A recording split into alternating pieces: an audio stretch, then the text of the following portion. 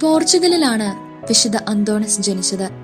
തന്റെ 15-ാമത്തെ വയസ്സിൽ വിശുദ്ധൻ ലിസ്ബണിലുള്ള ഓഗസ്റ്റീനിയൻ ആശ്രമമായ സാവോവെസത്തിൽ ചേർന്നു. മൊറോക്കോയിലെ ഫ്രാൻസിസ്കൻ രക്തസാക്ഷികളുടെ വാർത്ത വിശുദ്ധന്റെ ചെവിയിലെത്തിയപ്പോൾ അദ്ദേഹം കോയിംബ്രായിലെ ഫ്രാൻസിസ്കൻ ആശ്രമത്തിൽ ചേർന്നു.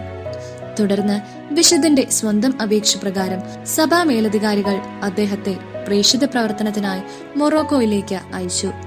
പക്ഷേ രോഗബാധിതനായതിനെ തുടർന്ന് വിശുദ്ധന് തിരിച്ചു വരേണ്ടി വന്നു.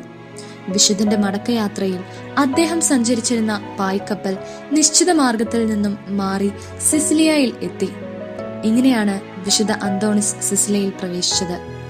ജനങ്ങളെ വളരെയേറെ ആകർഷിച്ചിരുന്ന ഒരു സുവിശേഷ പ്രഘോഷകനായിരുന്നു പാദുവായിലെ വിശുദ്ധ അന്തോണിസ്. വിശുദ്ധൻ ഒരു നഗരത്തിലെത്തിയാൽ ആളുകൾ തങ്ങളുടെ കടകൾ അടയ്ക്കുമായിരുന്നു. വിശുദ്ധന്റെ പരിപാടികളിൽ പങ്കെടുക്കുവാൻ ജനങ്ങൾ രാത്രി മുഴുവൻ ദേവാലയത്തിൽ തങ്ങുമായിരുന്നു. ജനങ്ങളുടെ മനസ്സിൽ അത്രമാത്രം സ്വാധീനമുള്ള ഒരു പ്രഘോഷകനായിരുന്നു വിശുദ്ധൻ.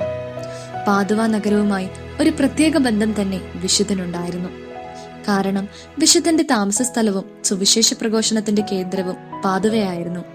1231 അനുതാപത്തിലൂന്നിയുള്ള നിരവധി സുവിശേഷ പ്രഘോഷണ പരമ്പരകൾക്ക് ശേഷം വിശുദ്ധന്റെ ശക്തി ക്ഷയിക്കുകയും അതേ തുടർന്ന് അദ്ദേഹം കാമ്പോസൻ പിയറോയിൽ ഏകാന്തവാസം നയിക്കുവാൻ ആരംഭിക്കുകയും ചെയ്തു. എന്നാൽ പെട്ടെന്ന് തന്നെ വിശുദ്ധന് പാദുവായിലേക്ക് മടങ്ങേണ്ടി വന്നു. പക്ഷേ വിശുദ്ധന് പാദുവായിലെത്തുവാൻ കഴിഞ്ഞില്ല. ക്ഷീണിതനായ അന്തോണിസിനെ ആർസില്ലായിലെ പുവർ ക്ലാര സന്യാസിനി മഠത്തിൽ എത്തിച്ചു.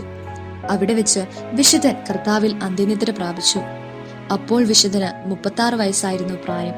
അദ്ദേഹത്തിന്റെ മരണത്തിന് ശേഷം 1 വർഷത്തിനുള്ളിൽ തന്നെ അന്തോണിസിനെ വിശുദ്ധനായി പ്രഖ്യാപിക്കുകയും ചെയ്തു.